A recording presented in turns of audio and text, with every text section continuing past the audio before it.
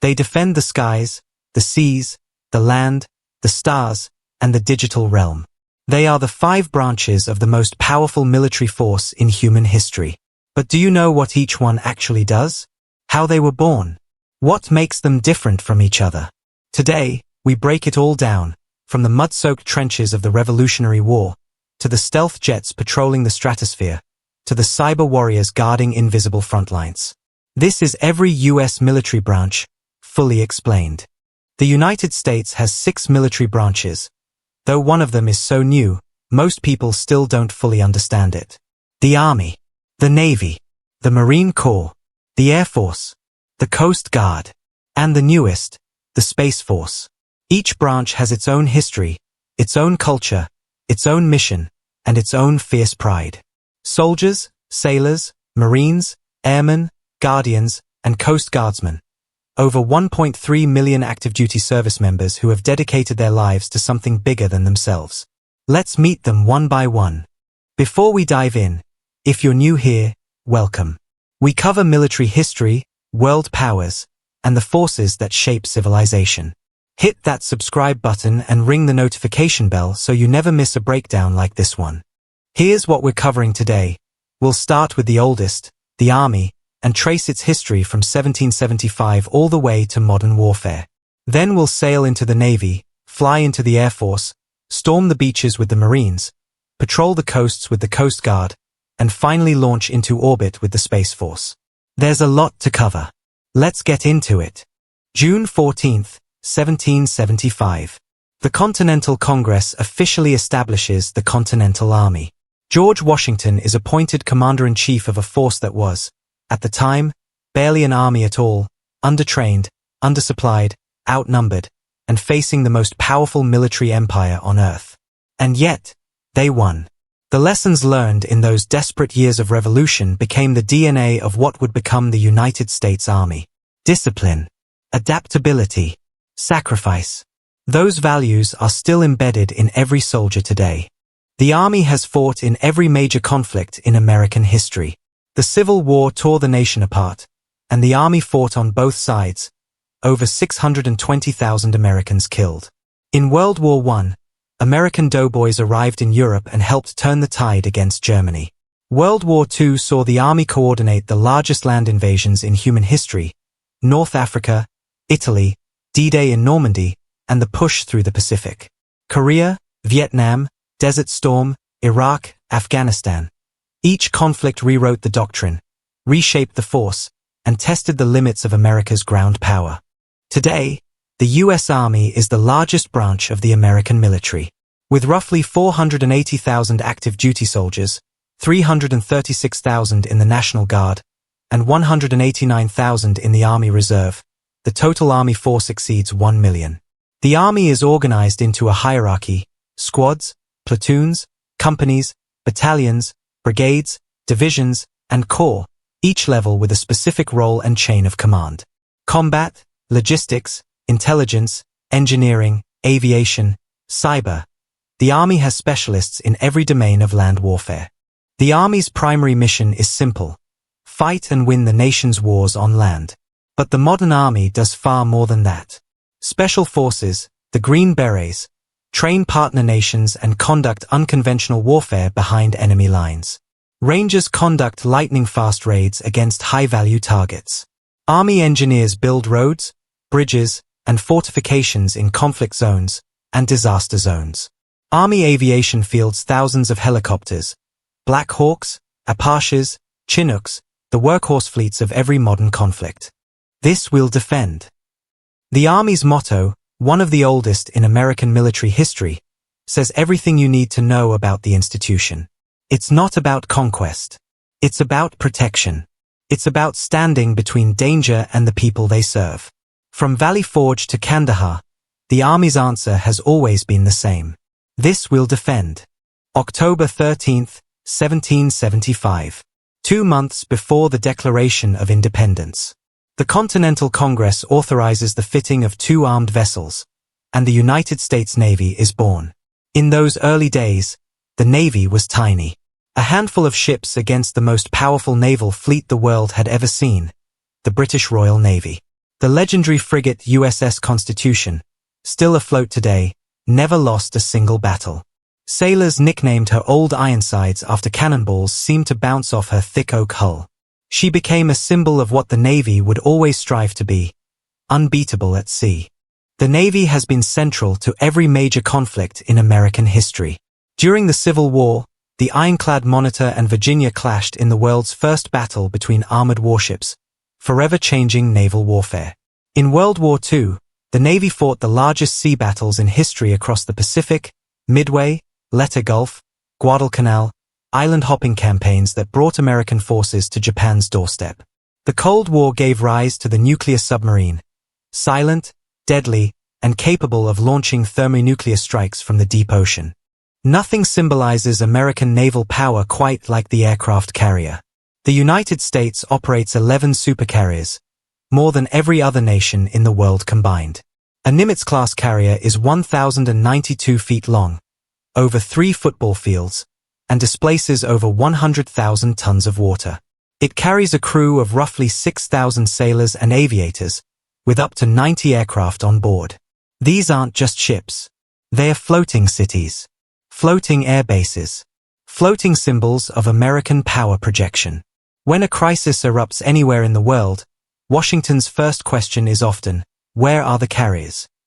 Beneath the surface lurks one of America's most powerful and most secret weapons, the submarine fleet. The U.S. Navy operates 53 attack submarines and 14 Ohio-class ballistic missile submarines, each carrying up to 24 Trident II missiles, every one of which can hit a target anywhere on Earth with thermonuclear warheads. These submarines operate in total silence. Some deployments last months, with crews running on recycled air, artificial light, and sheer discipline. They are America's ultimate insurance policy, the submarine leg of the nuclear triad that has kept the world from full-scale great power war since 1945. The Navy's most famous warriors aren't on ships at all. The SEALs, sea, air, and land teams, are the Navy's elite special operations force. Training is so brutal that over 75% of candidates who begin BUD-S, Basic Underwater Demolition SEAL training, don't finish it. Hell Week alone sees candidates pushed to the absolute edge of human endurance. 5 days with less than 4 hours of total sleep. SEALs conducted the raid that killed Osama bin Laden in 2011. They operate in the shadows, but their missions change history. The Navy's mission, to maintain, train, and equip combat-ready naval forces capable of winning wars, deterring aggression, and maintaining freedom of the seas. In practice, that means being forward deployed around the globe, 365 days a year. The world's oceans are America's highways, and the Navy makes sure they stay open. November 10, 1775. Tun Tavern, Philadelphia. The Continental Congress resolves to raise 2 battalions of Marines, and one of the most legendary military institutions in history is born. From that tavern, the Marine Corps grew into a force unlike any other. Not quite Army, not quite Navy, something fiercer than both. The Marines have landed and have the situation well in hand. That phrase has been uttered in every corner of the world for over 2 centuries. Belleau Wood, Guadalcanal, Iwo Jima, Chosin Reservoir, Hue City, Fallujah. The Marines don't just fight wars. They storm the places no one else wants to go first. They are America's rapid reaction force, always first to arrive, always trained to fight in the most hostile environments on Earth. The Marine Corps is the smallest of the 4 main combat branches, roughly 180,000 active duty Marines. But what it lacks in size, it more than makes up for in intensity. Marine boot camp is widely regarded as the most demanding military training in the conventional U.S. Armed Forces. 13 weeks of physical and mental crucible, designed not just to train a soldier, but to fundamentally reshape a person. Every Marine, regardless of their specialty, is first and foremost a rifleman. That's the foundation. The Marine Corps operates its own Air Force, its own armor, its own artillery, and its own Special Operations Force, Marine Raiders. The combination of infantry, aviation, and amphibious capability in one force is called MAGTF, the Marine Air Ground Task Force. It means Marines can take off from a carrier, storm a beach, and hold the ground, without needing to coordinate with another branch. Self-contained. Self-sustaining. Lethal from the sea. Semper fidelis. Always faithful. To the core. To the nation. To each other. Marine pride isn't just a cultural quirk. It's a carefully forged identity, built through shared suffering, shared standards, and an unshakable belief that Marines are built differently. You don't join the Marines. You become one. It took the Army Air Corps, the Army Air Forces, and finally the National Security Act of 1947 to make it official. September 18, 1947. The United States Air Force becomes an independent branch of the military. In just 44 years from the Wright brothers' first flight to a dedicated air service, American aviation had gone from 12 seconds in the air to nuclear bombs dropped from the stratosphere. In World War II, the Army Air Forces flew over Europe and the Pacific in massive bomber formations, taking tremendous losses but delivering devastating blows to Axis industry and infrastructure. The firebombing of Dresden. The atomic missions over Hiroshima and Nagasaki. The strategic bombing campaigns that reshaped warfare's meaning. Korea brought the jet age, the first air-to-air jet combat in history. Vietnam proved that air superiority alone couldn't win a war, but losing it could lose one. Desert Storm in 1991 showcased stealth technology to the world. The F-117 struck targets in Baghdad with near-surgical precision. The modern Air Force fields some of the most advanced aircraft ever built. The F-22 Raptor, currently the world's most capable air superiority fighter. Stealth. Supercruise. Maneuverability beyond anything a pilot can fully exploit. The F-35 Lightning II, a fifth-generation multi-role strike fighter deployed across all branches and dozens of allied nations. The B-2 Spirit stealth bomber, able to penetrate the world's most advanced air defenses and deliver nuclear or conventional weapons anywhere on Earth. And the brand new B-21 Raider, a next-generation stealth bomber the Air Force describes as a generational leap over everything that came before it. The Air Force is responsible for one leg of America's nuclear triad. 400 Minuteman III intercontinental ballistic missiles sit in hardened silos across Wyoming, Montana, and North Dakota, manned 24 hours a day, 365 days a year. Two-person crews. 24-hour shifts. Absolute silence. And the weight of a potential decision that could end civilization. It's one of the most unusual jobs in the world, and the Air Force has done it without interruption for over 60 years. The Air Force has a different culture from the ground forces. There's a reason aviators are sometimes called the knights of the sky. Flying demands a certain kind of individual confidence, precision, and technical brilliance. Air Force personnel often operate with greater autonomy at lower ranks. A 25-year-old pilot may make decisions in fractions of seconds that affect an entire battle. The Thunderbirds, the Air Force's aerial demonstration team, are one of America's most beloved symbols of precision and patriotism. The Coast Guard is often called the forgotten branch. It's the smallest, the most underfunded, the least glamorized. But it may be the most versatile military branch in the entire United States Armed Forces. Maritime law enforcement. Search and rescue. Drug interdiction. Port security. Ice operations in the Arctic. Aids to navigation. Environmental protection. The Coast Guard does all of it, with a force of just 40,000 active duty members. The Coast Guard traces its roots to 1790, the Revenue Cutter Service, created by Alexander Hamilton to enforce tariffs and stop smuggling. For a century, it operated independently. Then in 1915, it merged with the Life-Saving Service to become the Coast Guard we know today. During World War II, the Coast Guard operated the landing craft on Normandy Beach, one of the most dangerous assignments in the entire war. In the decades since, it has intercepted thousands of drug shipments, saved hundreds of thousands of lives, and patrolled waters from Alaska to the Caribbean. Here's what makes the Coast Guard unique among all the branches. It has a dual role.